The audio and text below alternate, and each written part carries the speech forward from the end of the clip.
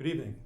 My name is Richard Anthony. I'm the chairman of the Plaistow Planning Board, and I'm with my associate Daniel Kane, a member of the Plaistow Planning Board. And tonight we want to discuss the warrant articles, the zoning warrant articles that are going to appear on the ballot.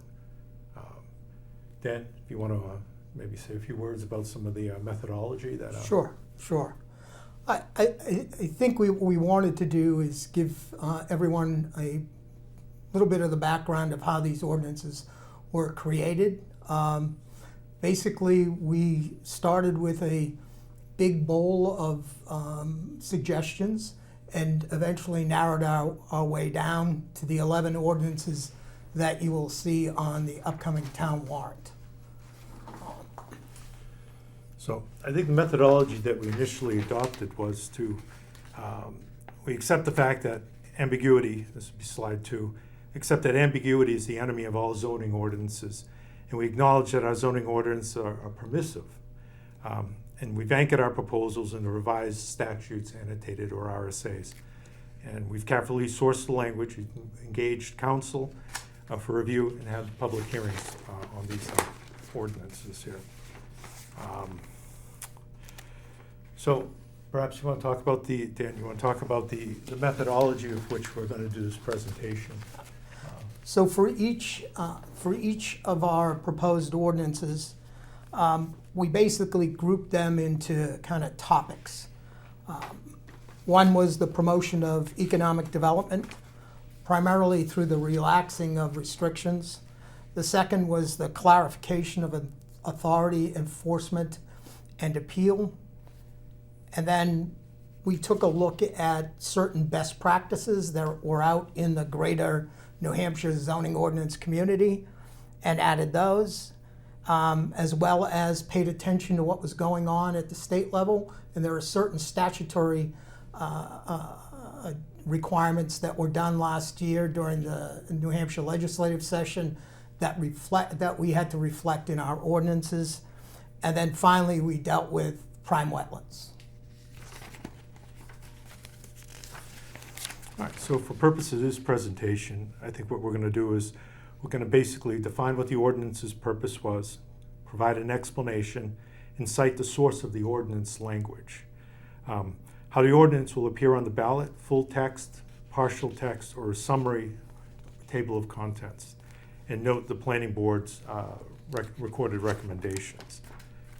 So to that point, I guess we'll just jump right in.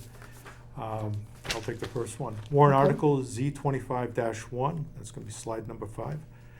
Purpose. The purpose of Z25-1 is to create a standard housekeeping clause, redefine and relocate the so-called savings clause contained in Article 22 and relocate the effective dates clause from Article 23. This would fall under the statutory requirements and best practices category. An explanation of the ordinance, 625-1 permits the planning board to make minor textual changes to the ordinance, such as renumbering ordinances, citing relevant state statutes that may have been amended, or correcting grammatical errors without having to propose these as annual amendments to the zoning ordinance. As it stands now, the planning board has no authority to even renumber a paragraph. Z25-1 does not authorize the planning board to change the intent of the ordinance or any provision thereof. The source of the proposed language, the general source of the language for a housekeeping clause was the Town of Milford, New Hampshire zoning ordinance. Right. The official ballot text is going to be a partial summary.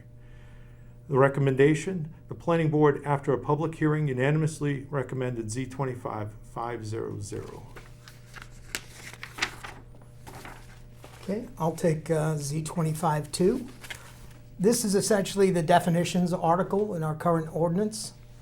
The purpose of Z25-2 is to define districts, including the uses allowed in them, include the necessary statutory definitions contained in statutes recently enacted, such as a butter, family daycare, group home. Define what constitutes a change in use, which essentially restores the previous definition, and amends the definition of structure to conform with the building code. The planning board's view is that if an ordinance defines a term, that definition should be carried consistently throughout the ordinance. This would generally fall under the statutory requirements and best practices and expansion of definitions and intended use categories.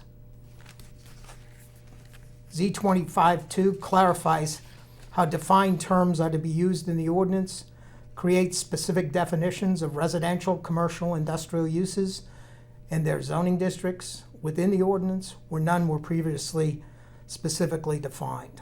The proposed amendment also incorporates recent changes enacted by the New Hampshire legislature. Proposed Z25-2 also expands and clarifies the definition of dwellings, family, accessory use of structure,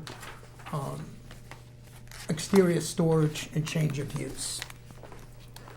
The source of the proposed language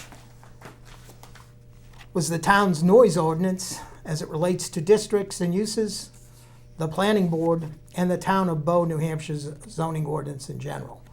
We generally used Bow as a good example for many of these, as it was easier than recreating the wheel, and Bow is relatively the same size as Plaistow, and there's a strong link with the New Hampshire Municipal Association, given that the general counsel to NHMA resides in Bow and is a member of their zoning board. On the official ballot, there will be no text, and we recommend everyone read the full text. The planning board, after a public hearing, unanimously recommended Z25-2. I think it's important just to add that when we say read the full text is going to be available, I think, in the Town of Plaistow's voter's guide with notes. That should be located in the town hall and on the website. Yeah, no, good point. All right. Warrant Article Z25-3. The purpose of Z25-3 is to add commonly included general provisions to the ordinance, i.e. link to the master plan and the computation of time. The proposed language also establishes a provision for lots recorded prior to the adoption of the ordinance. This would fall under the statutory requirements and best practices category that we outlined earlier. Explanation. Z25-3 includes general clarifications to rather standard zoning ordinance provisions contained in the zoning ordinance of towns throughout New Hampshire, particularly linking the ordinance to the town's master plan. The source of the proposed language. The source of the language for the general provisions language was the Town of Bow, New Hampshire zoning ordinance. The official ballot text, the warrant article, the full text will appear on the ballot. The planning board, after public hearing, unanimously recommended Z25-3500. All right. Go right into warrant article Z25-4. The purpose of Z25-4 is to 1, remove duplicative language regarding signs from table 228-32F. 2, add agriculture as permitted use in the VC district where it is currently practiced. And 3, add child daycare agency and adult day program of services as permitted uses in the C2, VC, and ICR districts to help the town comply with New Hampshire House Bill 1567. This would fall under the category, this would fall under the statutory requirements and best practices category that we utilized when crafting these. Explanation. Z25-4 amends the ordinance Article 5 to 1, clarify the objectives of the ordinance, 2, clarify where child daycare agency and adult daycare program of services uses are permitted, and 3, add agriculture to the permitted uses in a district where it is currently practiced, and 4, remove duplicative language since the same language is currently in the sign ordinance. Source of the proposed language. The source of the language was the planning board and the Town of Bow, New Hampshire's ordinances. On the official ballot, the table of contents will be the only thing that's going to be provided. So again, if you want to see it, you need to go to the voter's guide to see the full text of the warrant. The recommendation of the planning board after public hearing unanimously recommended Z25-500. Okay. Z25-5. When you're thinking of these, Z25-5, 6, and 7 generally go together. So the purpose of Z25-5 is to streamline and expand the current ordinance article which is labeled home occupancy, to include 4 separate categories of home operation, namely a home office, a home occupation, a home business, and a home daycare, which is now required by a 2024 statute. The purpose also permits homestead food operations as a matter of right, which are currently prohibited in the town of Plaistow, yet permitted within 241 of New Hampshire's 256 cities, towns, and unincorporated places. This would fall both under the statutory requirements and best practices and the promotion of economic development categories. Z25.5 promotes less intensive home-based economic development through the elimination of some regulations, i.e. home office, the homestead food, without disturbing the essential character of the town's residential neighborhoods. The most intensive of all the proposed uses is home daycare, which is now mandated by the state to be permitted in all residential districts. Under the statute, these are permitted either by right or through conditional use. Proposed Z25.5 replaces the entire current Article 10, like I said, in its entirety. A home business and home daycare are now permitted within any residential district, subject to a conditional use permit issued by the Planning Board. The amendment also permits homestead food operations, which can only prepare and sell non-potentially hazardous food. The source of the proposed language was the Planning Board, the Town of Bow, New Hampshire zoning ordinance, and the Town of Milford, New Hampshire zoning ordinance, particularly as it related to home occupation and home business. Table of contents is what will be on the official ballot, and again, we recommend everyone read the full text. The Planning Board, after a public hearing, recommended Z25.5 4-1-0. Z25.6.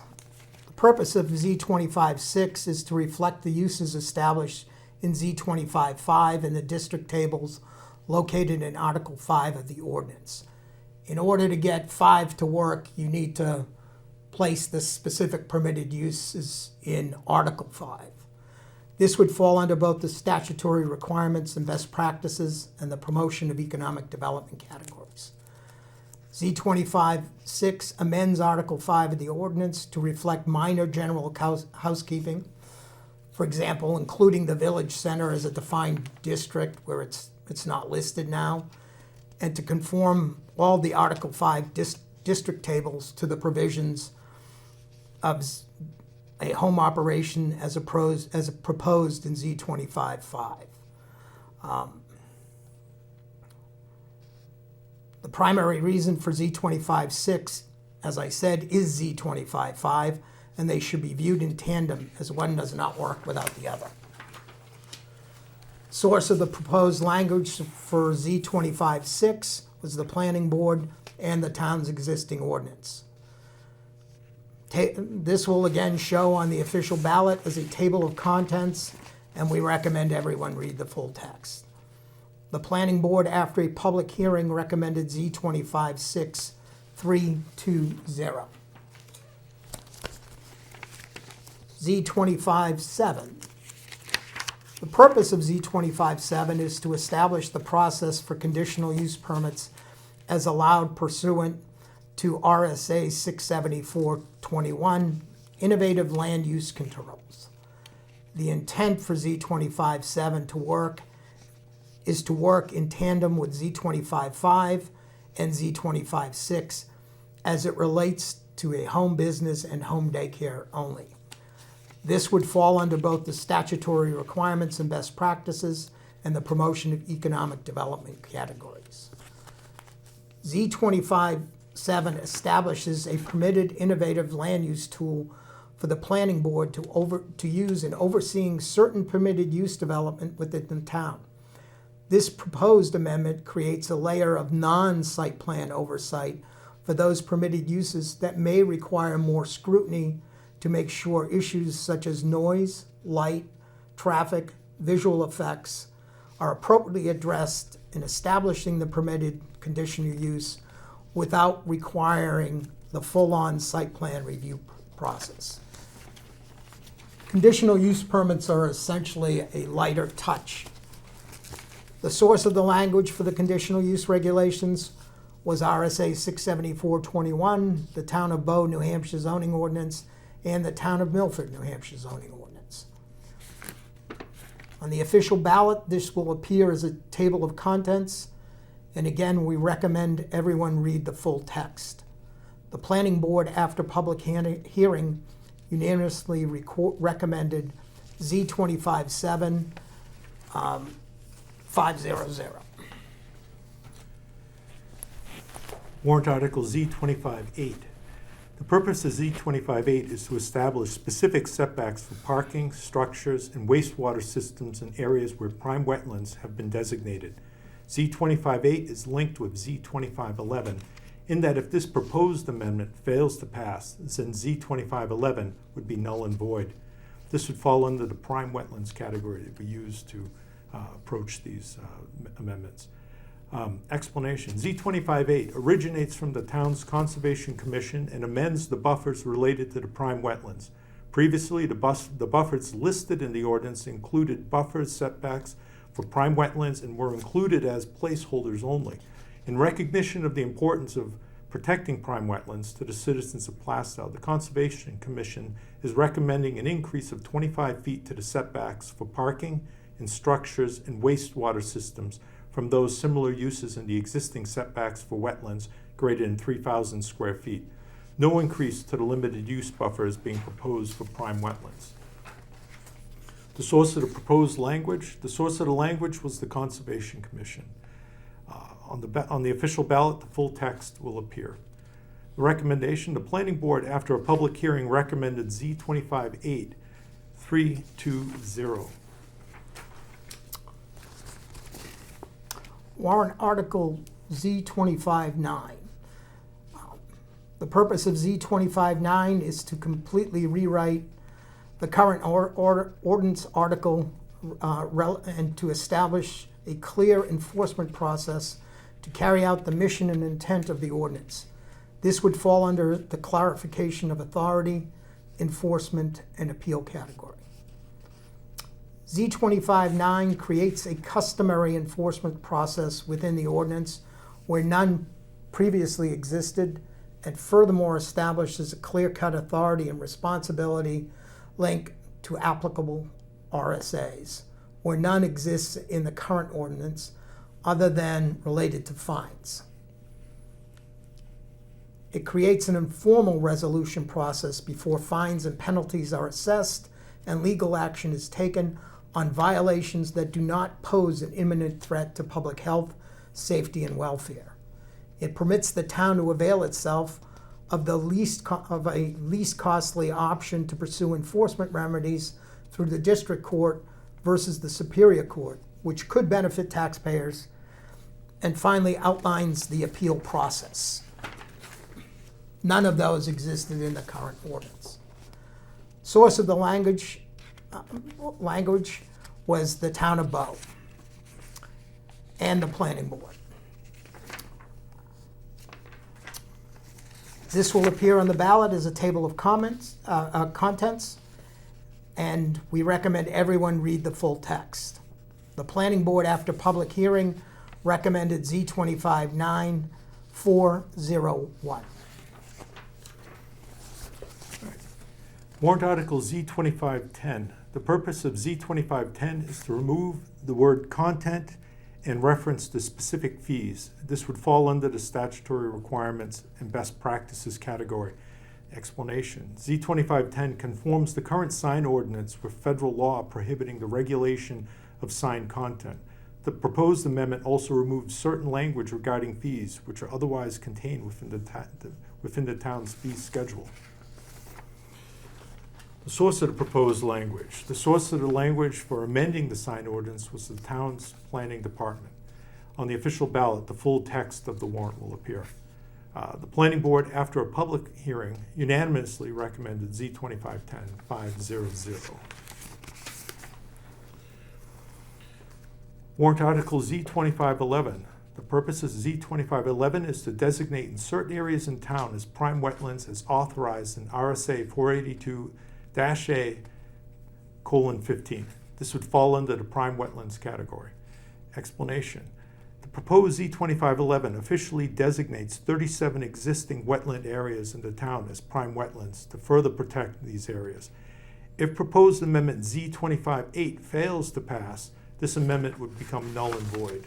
So in this sense, Z25-8 and Z25-11 are conditioned upon one another. Source of the proposed language. The source of the language was the town's Conservation Commission, and the full text of the warrant will appear on the ballot. The Planning Board, after a public hearing, recommended Z25-11 3-0-1. Right, I think that finishes the warrant articles as they pertain to zoning. And I guess as a last thought, I mean, we're going to exhort people obviously to go out and vote, because there's a tendency to think of these in between these federal elections as somehow not important. Whereas these ordinances are yours, they affect your town, and you have a say in what the zoning is going forward going to be. And we would ask that you also avail yourself to the resources, the voter's guide, which would be available online and at town hall, and these resources here that will also likewise be posted. So with that said, thank you very much. Thank you.